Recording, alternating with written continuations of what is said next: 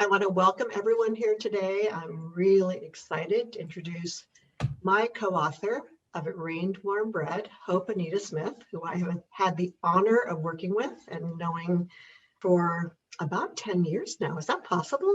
It I is think it possible. is. Yes. I want to say a little bit about Hope. Hope received a Coretta Scott King honor for a book called Keeping the Night Watch, which I highly recommend, and the John Steptoe Award for New Talent for The Way a Door Closes, another stunning, stunning book, among many other honors. She's also the author and illustrator of Mother Poems, a book that you gave my father hope and that he saved, as well as um, My Daddy Rules the World, which won another poetry award, I believe, and is something that my father kept and now I have from him, which I love. Most recently, It Rained Warm Bread received a Kirkus Best Book of 2019. It received a Parents' Choice Magazine Gold Award winner. It was an NCTE Notable Verse Novel, an ALSC Notable Children's Book, an ALA Notable Book for Young Readers, and a Bank Street College Best Book of 2020. A lot of awards. That is. Wow. I didn't even know about some of those. So I'm delighted to introduce Hope Anita Smith and have her read poetry from It Rained Warm Bread. Okay. All right. So let's begin. 1936. In preparation. Mother scents the house with blueberry pierogi warm from the oven. The Sabbath is coming. We are in preparation. Outside, I chop wood for the stove. Bella helps in the kitchen, and Saul, too tired to remove the threads clinging to him from the tailor's shop, is home just in time for dinner. We are all present and accounted for. A blessing. I see us wrapped in the glow of the Shabbos candles. We are light. My mother says the prayer. My sister mouths the words. She is in preparation too. Later, we walk to temple, and I am still warm from the meal my mother made, the words my father spoke, and the light from the candle's flame. Thank you, Hope. Love the imagery. Now, I know this takes place in 1936, slightly before the Holocaust. At this moment, what were Moishe and his family in preparation for? They are in preparation for Sabbath. So every Friday, you prepare the meal. There's a thing that happens, and the thing that's really wonderful is that I share a Sabbath with them. Okay. Seventh-day Adventist, and so we share a Sabbath, and so that was another thread that connected Mr. Moskowitz and I when I was writing this book. So they are preparing for Sabbath. There's a little ceremony kind of that happens each Friday evening as they welcome the Sabbath. Nice. That is warming. Yes, it is. It is. And you wrote it so well. What inspired you to write this peaceful poem? Well, it was the connection I felt to the Sabbath day, that celebration of the end of a week where you get to forget about all the things that are going on in your life, in the world. You put all those problems aside and you just allow yourself to relax. They say on the seventh day, the Lord rested, and he created that day of rest for us. And so I embraced what it must be like for them to have that time to come together as a family and not be worried about anything that's going on. The one line that gets me is, let me read it here. I see us wrapped in the glow of the Shabbos candles. We are light. Tell me more about that. We know that that candles give off a warm glow, and there's something comforting about just the process of it, the ceremony of it. And so I just imagined it enveloping them. It's like a hug. We all need those. And so I feel like when they participate in this this process every week, it kind of it wraps them up, in love, in light. And so that's how it came to me. Love it. Thank you, Hope. You are welcome. It's a great start. Let's move on to the next poem. Okay, we're going to go to 1939. And the poem we are going to be reading is called Uninvited Guests. Our uniformed visitors were like guests who didn't know the party was over. They stayed. The city of Kielce housed the largest population of Jews in Poland. And yet the wolves loomed large, overshadowed us. Not more, but mighty. There was something about them, something that said they weren't visitors, something not quite human. Their eyes followed us as if we were something good to eat. We forgot who we were, skittered around like rabbits trying to make ourselves small. If we saw one Nazi soldier, we knew there were others close by. They loped about, their noses pointed toward the sky as if they were trying to pick up a scent. We admired our shoes, the ground beneath our feet. We dared not look into their eyes. We looked down in submission and backed away slowly. With each fearful step, we thought we were giving them Kielce, but we were wrong. They were taking it. 1939 and the Nazis begin to take over. I think it's interesting that you use wolves to represent the uninvited guests. So my question is, why wolves? Why that metaphor? Well, you know, as a writer, you're always trying to find ways to connect your audience to the work. I feel a bit of like I owe an apology to wolves, but it was like I had to choose, and they came. You know, that was what came to mind. You know, I went and did some research on wolves. They're very territorial. They travel in packs.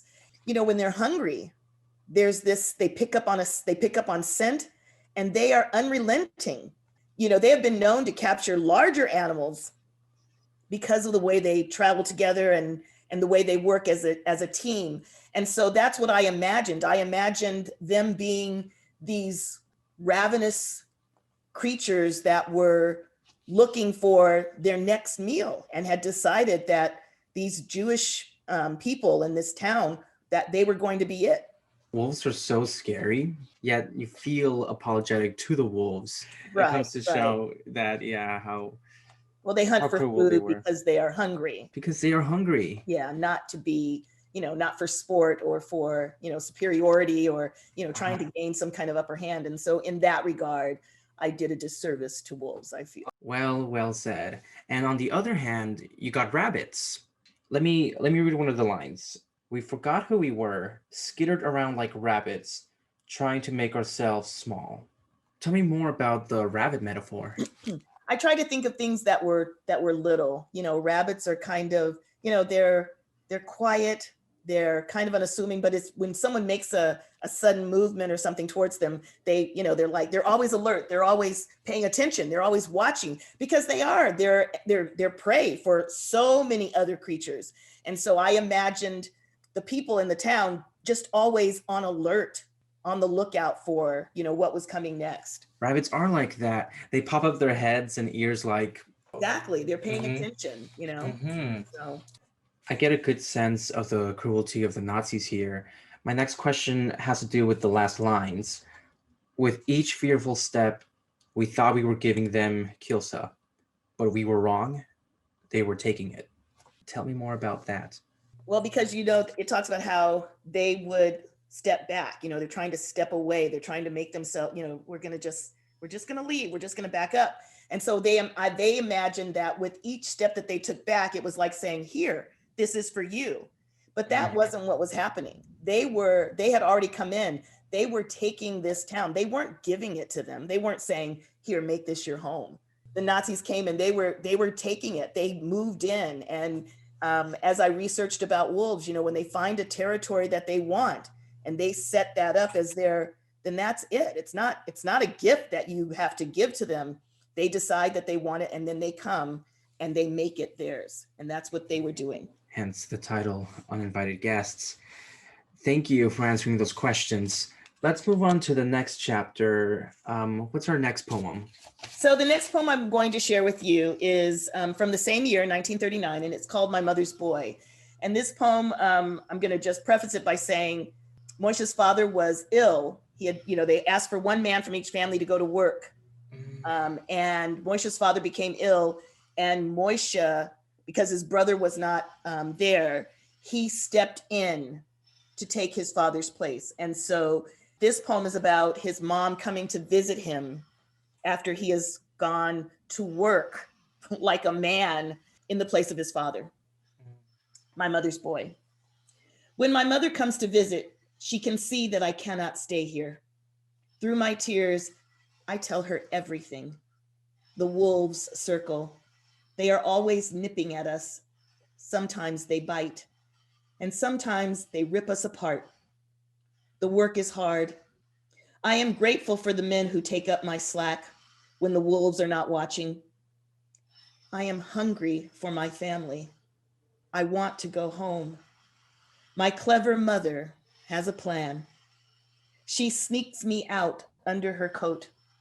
Wrapped in her arms, my feet walking in sync with her own, I breathe in her smell.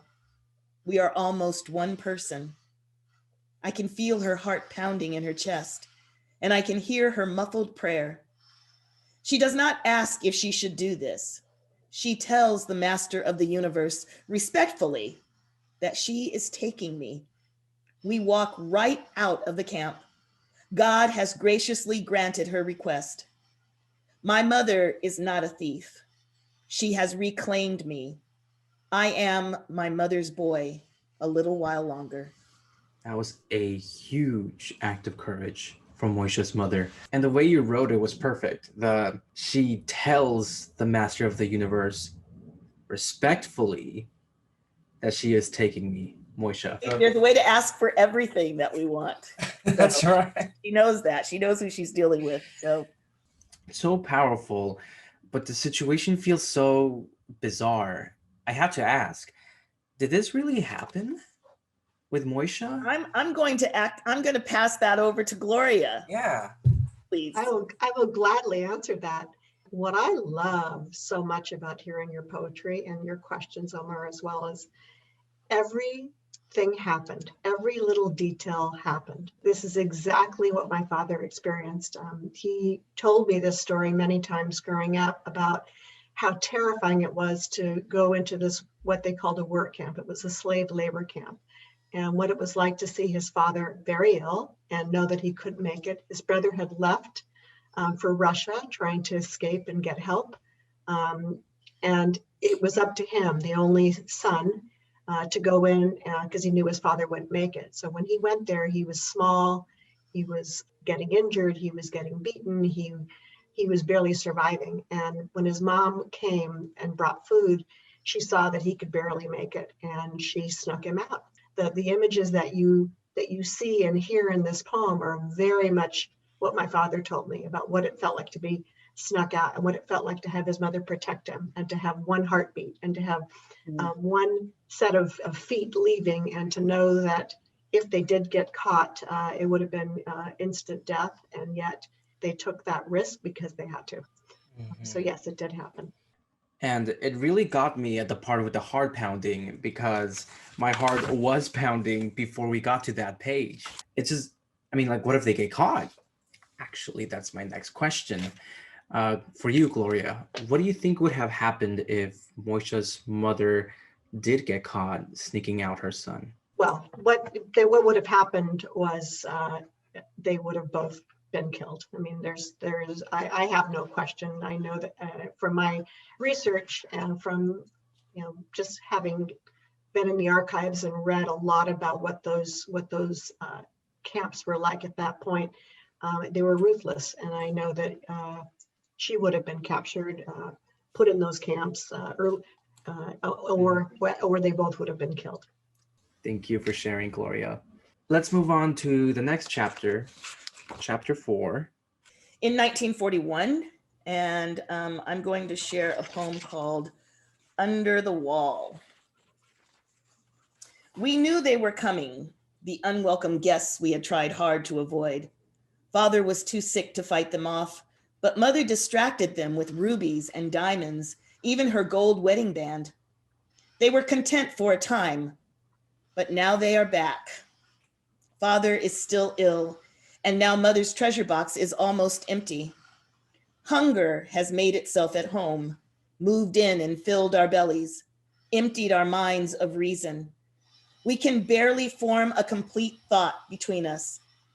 But Henry rallies. He finds a hole, an eye just big enough for a thin needle of a boy to pass through. We wait for nightfall, then spool me into my father's black coat with big pockets. They shoot smugglers, Henry warns, but I'm not afraid. Guided by moonlight, I thread my way through the forest to Jonik's farm. Something moves in the darkness. Wolves? I sew myself into the night until we are seamless and hold my breath. A rabbit flashes by, doing what I cannot, running for its life, shining in the moonlight. Now, at this point, we are at Janek's farm. Is that correct? He's going there to try to get provisions for his family. That's right, with the coats and the big pockets. Yes. My first question is about Henry and Moisha. They were both just boys at this point. What pushed them, or what pushed Moisha, to make such a huge risk to get to Janek's farm? I'm going to pass that to Gloria again. I mean, you know, from what the story that I got information from Moisha, but I like hearing the firsthand, like he's not here, but Gloria is here. And so I feel like with every retelling that goes to a new person, it's dissipated just a bit. And so when we can have the richness of her authenticity of knowing the story, I think we should have that. I agree. Thank you, Hope. But I want to say something about Henry and my father, because I got to know Henry as an older man, and he was a very important part of our family. Henry and my father met in the Kelsa ghetto, and Henry was left-handed, my father was right-handed. They were both small boys, the same age, I believe they were 14 at that point, and they formed this very strong friendship. And they used to go work together. I mean, when there was an opportunity to get anything, they would work together. They were also really aware that, you know, living in the ghetto was, you're barely surviving. There was no food. There was, you know, you had to do everything you could to survive. And I think they were very bright. They were very aware. They were willing to do what they had to do to protect their families. And they noticed that hole under the fence. And I think my father was the smaller of the two. And so I'm not sure how they made that decision, but they decided that they were going to take a risk and wait for the guards to pass. And my father would put on his father's big coat, and he would go sneak underneath and run, I think for miles and miles, to Janek's farm, who was my grandfather's friend, and take a big risk, not knowing, you know, was Janek going to turn them in? Was he going to give them food? But Janek didn't. I mean, he was a really amazing and good person. And he would let my father fill his coat with potatoes, and then he would bring them back, and there was food for the family. My understanding from my dad's story was that it would take a long time to do this. He would like travel through the night and be really scared, but very focused, and then slip underneath and then bring back the food. And he wouldn't let his family know he was doing it, because of course they would not have let him do it. They would have been really scared for him, but the food was there. And I don't know, did they ask, how did you get it? It's almost like they kind of knew, but it was like, that's just what my dad did. And Henry and he were a team, and stayed a team for the rest of their lives. Henry came to the United States and then lived near my father, and their friendship stayed very, very strong until Henry died as an older man. That I didn't know. Thank you for sharing, Gloria. I have a question, this one for Hope. I noticed when you were reading this poem, talking about the family, it was like the opposite of the first chapter. Can you talk more about that?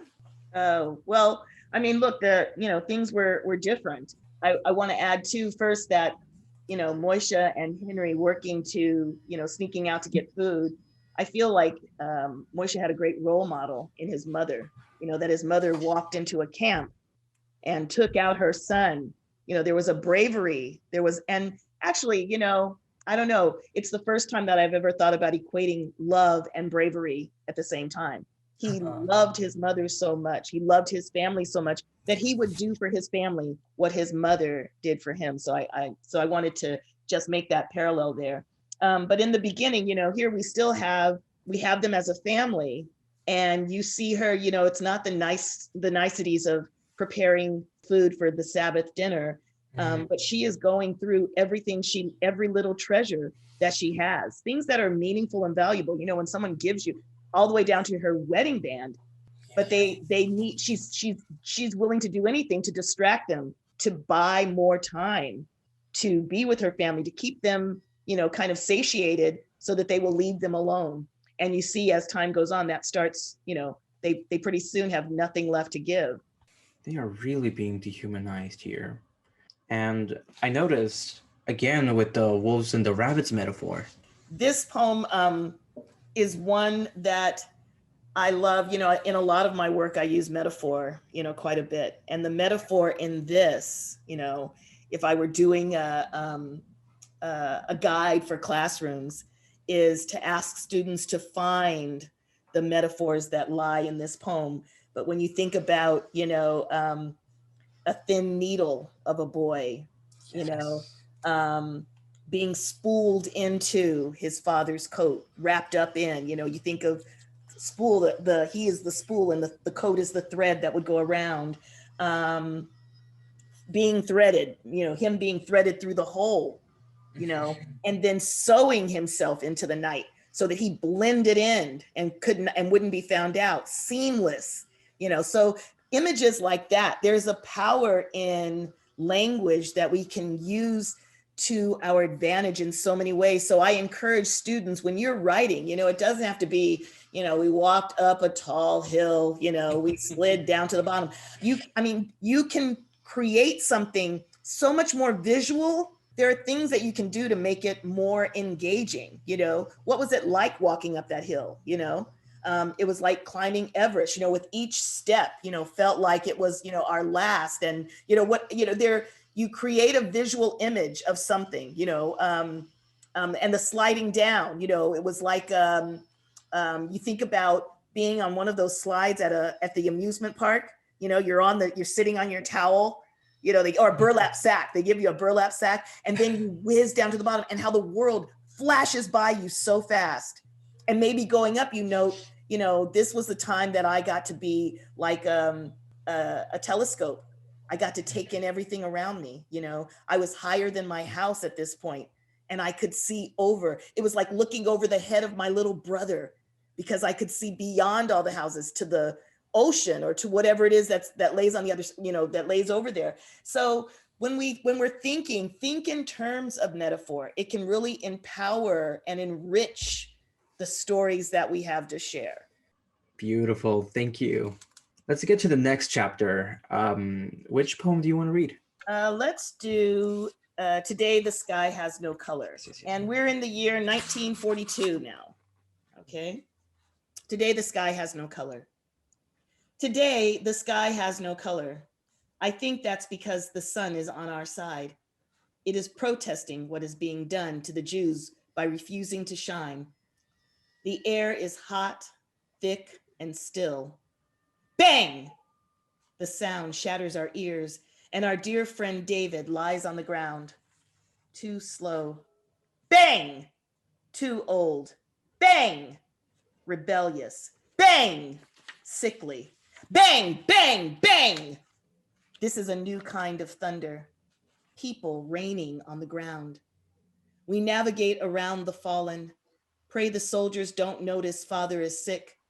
In a lightning flash, mother's hand leaves my shoulder, and she and my sister are dragged away. I hear her crying for us, her two sons. My children, who will care for you? Who will feed you? I could not see her, but I knew her voice. I didn't know that these would be the last words I ever heard from my mother. We are torn asunder, and a new kind of rain pours from our eyes. I remember the first time reading this poem, it made me tear up. This idea of separating families from parents to children, and the line that says, the last words I ever heard from my mother. It's like I don't want to. It's like I'm in huge denial here, Gloria. And I have to ask, I already know the answer, but I just have to ask, Moisha being separated from his family, did they ever see each other again? I love the way you're putting this somewhere. I mean, and because I want to be I want to be in denial right there with you. They never did. My father spent his life looking for his family. He's the sole survivor of his family, and he looked for them forever. And he especially looked for his brother because they were kept together for about a year, cleaning out Kelsa ghetto, and also they were transported to a work camp that was horrible, and then they were separated. So my father looked for his family forever and spent 2 years specifically in Europe, traveling from Poland to Germany back, trying to find anyone that was alive. And he realized after 2 years of looking that there was no one left. So no, he never did find his family. And I know when he passed away, before he died, he told me he was ready to meet them and he was looking to see them again. And I actually really do believe they're together right now. Very, very sad story that I think needed to be shared. Thank you, Gloria. All right, we should move on to the next poem, this time from chapter 6. All right, we're going to be in the years 1942 between 1942 and 1945. And this is one of my favorite poems in the book. I think it is one of, there are a couple, but one of the most hopeful poems in the book, and it's called Dream Train. We are finished for today. We drag ourselves back to the bunks in our threadbare pants and shirts, wearing, if luck is with us, old shoes too big for your feet, or if we are clever, our feet are swaddled in the wrappings from cement bags. We trudge through. It is the only way to get us to our cots. We are every word for tired. Some walking with their eyes closed, letting their feet find their own way. We are given soup and struggle to get it down. We are tired. Swallowing is yet another task we must undertake. When my head finally hits the mat, I close my eyes and sleep comes quickly. It is a train I have waited for all day. I jump on, grab a window seat. It will be a short trip. Morning comes quickly. My view is always the same. My mother in the kitchen making pierogi or turning Bella's tears to laughter. My father sitting at the table, solutions to problems rolling out of his brain on a conveyor belt. My brother in his I am a man costume. It all goes by so quickly. And then I hear the conductor shout, "Everybody off." It is time to wake up. Time to repeat yesterday, and the day before that, and the day before that. The conductor yells again, "Last stop." Everyone begins to stir. Look at this scene, my family landscape. I press my hand to the glass, try to touch each family member. It is time to get up, time to disembark. I am always the last one off the dream train. Dream Train. This is a question probably for Gloria. Can you tell me more about what is happening in this poem? What's happening in this poem? I have to also say, this is, I think, my favorite too. When I first saw this poem, you sent it to me. I made a copy of it and carried it with me in my pocket for months. And would pull it out and read it. It was so beautiful, and it is so beautiful, and it also felt so real to me. I mean, you were able to hear my father's experiences of what it was like to be in the camps and what it was like to be kept alive by the hope that he would be reunited by his family, and then take that and turn it into the dream train. because that's really what it is. It's the metaphor of what it was like to hope for being reunited again. Mhm. And so on the dream train, he is every moment living with that hope that they are going to be together. And that's the hope that kept him alive.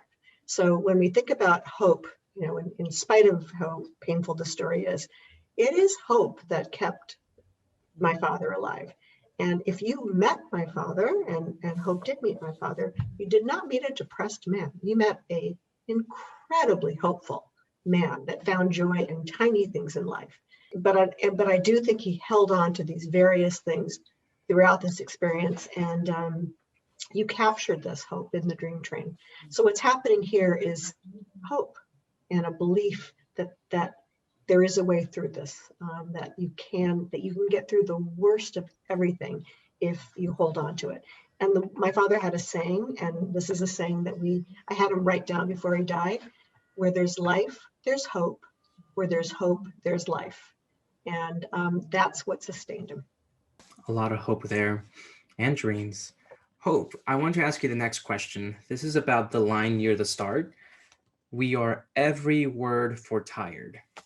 Can you tell me how you came up with that description? It actually came from something that I had read somewhere about how the Eskimos have 13 words for snow. Oh. There's different kinds of snow. So when they say one word, it means the snow is packed really hard. When they say another word, it means the snow is really soft. And I can't even think of 17 different ways to describe the texture and feel and touch of whatever of snow. But every word for tired, because to say you're tired, yeah, okay. But they're every word for tired, because there's so many, ways to say that you are tired. And you take all of those words, and that's how tired they were. They are every word for tired, not just one. They are every word, every possible way you could say tired. That's how tired they were. How do you think Moisha felt after waking up, stepping off the dream train? I think it was heartbreaking, but I think every night he did it because it was worth it. And it was one of the, another thread for me. I lost my mother when I was 12. I ride the dream train all the time, imagining my mom and the things that we did together. And so that's why, it wasn't even just the dream and him remembering, but it's that thing when he puts his hand on the glass, because you're trying to hold on to it. You hear that it's time to get up. You hear the stirrings, but it's like, if I can just capture some of this, because that is all of that he just dreamt. That's what's going to carry him through this day to get him back to his bed, to be able to go on that journey again that night. And I related to that on a very personal level. All right, let's do one last poem, another hopeful one. Well, I want to give you the choice to pick the poem from chapter 7, but I think I know which one we want to do. Please. I will choose the poem from chapter 7. We're in 1945, and it is a hopeful poem. It is. I can't wait for Gloria to enlighten us after I share this poem with you. But this poem is the book title. It is It Rained Warm Bread. When it is my turn, I press the side of my face up against the boards and become a cyclops. I am trying to see everything. My wild eye sees one solid thing among the many things that are rushing by. It is a woman. No, a group of women standing. And my one wild eye knows that even though we are unseen, these women see us. They stand still. They stand out. They stand up for all of us. Even though the wolves bully them with their hard eyes and their sharp smiles, these women see us and they will not be moved. And then they are moved, are moving, rushing along, bundled up against the cold. Even though they can't see us, they know. They know. And these women in this town do not turn away. They turn toward a bakery. One runs inside, others follow. They come out with arms full. Something flies into the cattle car. It is a storm. At first, we are afraid, unsure of what is going on. Our hands reach up, grabbing, pulling. There is a sweet scent. And then we know it is life. It is bread, still warm from the oven. It is raining warm bread. We have no table manners. This is the first time we have eaten in a week. We devour every loaf, try to make them disappear before wolves step in and take them away. But we don't have to worry. The wolves do nothing. I try to clap there with one hand. I felt it. It was Yes. Another great poem, and what this book is all about. I'm all for standing up for others and standing up against social cruelty. I like how you describe the courage of these women with this line: they stand still, they stand out, and they stand up. Absolutely being upstanders when the easiest thing to do is nothing. Question time. Let me read this line. Even though we are unseen, these women see us. Hope, can you explain that line for us? It's for me. It's we know what's going on. When it's we see you, it's not like they can't see them. You know, they're in these. Right. But we know what's going on, and their actions say we can't take you out. We can't save you in the truest sense of the word by freeing you. But we want you to know that we know what's going on and we'll do what we can. And they stand up. Yeah. And what are they standing up for? I think acknowledgement. I mean, let's look at people who are homeless. A lot of times when we see them, what do? We turn our head the other way because it's uncomfortable. Who wants to deal with that? Who wants to face that?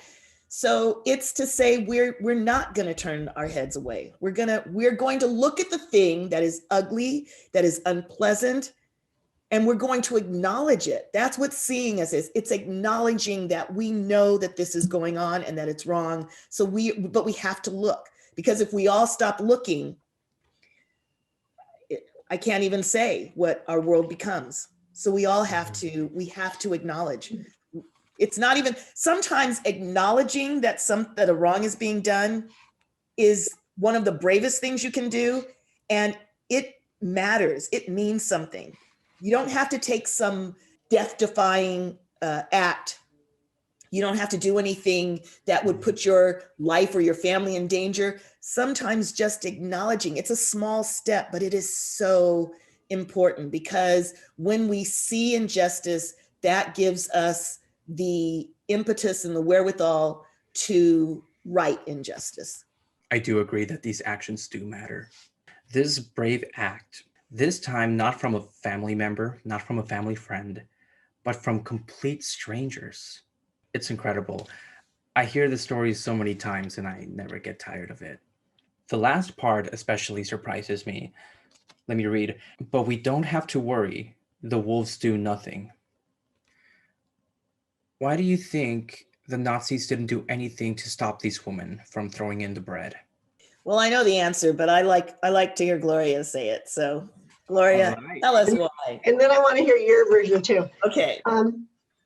So it's interesting, that was always this question, like, why didn't they shoot? Because if you were caught doing anything to save anyone that was a survivor, or in the concentration camps, you were killed. You were killed on site.